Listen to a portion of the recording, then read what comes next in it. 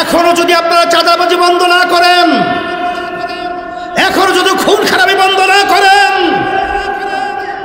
এখন আমরা রাজপথ থেকে উঠি নাই, চাঁদাবাজদেরকে বঙ্গোপসাগরে নিক্ষেপ করতে হবে। এখনো রাজপথ ছাড়ি নাই, আমাদেরকে চোখ রাঙিয়ে লাভ নেই। আপনাদের ভূমিকা আমরা দেখেছি বারবার, আর আমরা সোহাগের মতো পাথর মেরে আমাদের বাংলাদেশের সন্তানকে মারবে, আর আমরা দেখতে চাই না। বাংলার জমিনকে আজাদ করতে হবে, স্বাধীন করতে হবে, বাংলার জমিনে স্বাধীনতা ঘোষণা করতে হবে।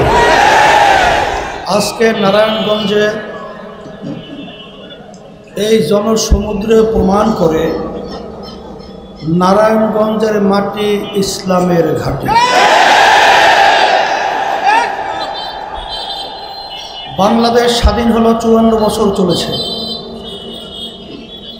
বিশেষ করে 53 বছর তারা দেশ পরিচালনা করেছে। এদের মাধ্যমে আমাদের দেশের মানুষ আমরা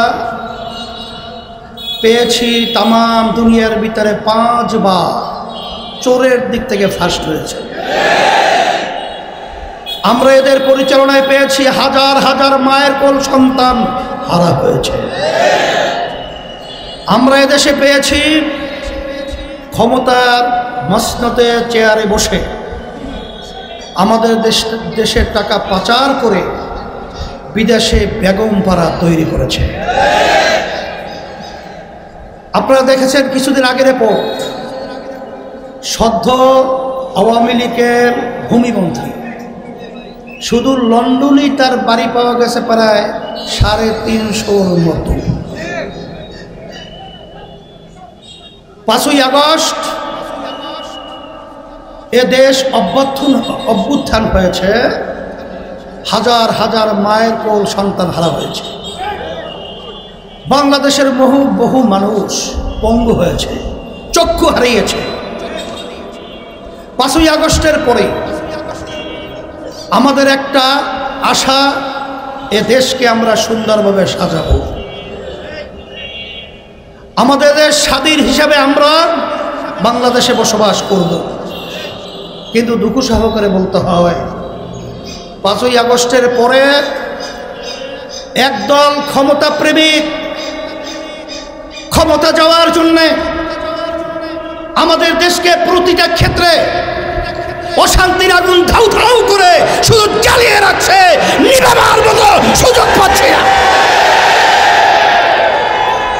আমি বিশেষ করে বলবো যারা ক্ষমতা প্রেমিক রয়েছেন,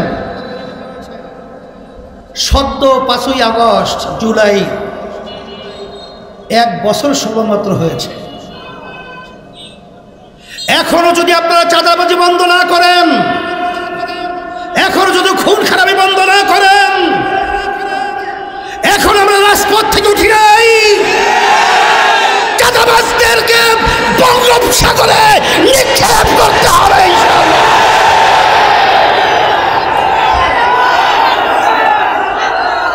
এখনো রাজপথ ছাড়ি নাই, আমাদেরকে চোখ রাঙিয়ে লাভ নেই। আপনাদের ভূমিকা আমরা দেখেছি বারবার, আর আমরা সোহাগের মতো পাথর মেরে আমাদের বাংলাদেশের সন্তানকে মারবে, আর আমরা দেখতে চাই না। বাংলার জমিনকে আজাদ করতে হবে, স্বাধীন করতে হবে, বাংলার জমিনে স্বাধীনতা ঘোষণা করতে হবে। সাথে সাথে আমি সকলকে আহ্বান জানাবো, 5ই আগস্টের পরে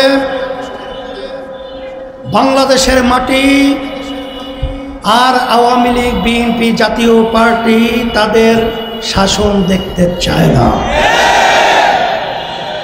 বাংলাদেশের মানুষ মাটি এখন চায় ইসলামের নীতি আদর্শের শাসন।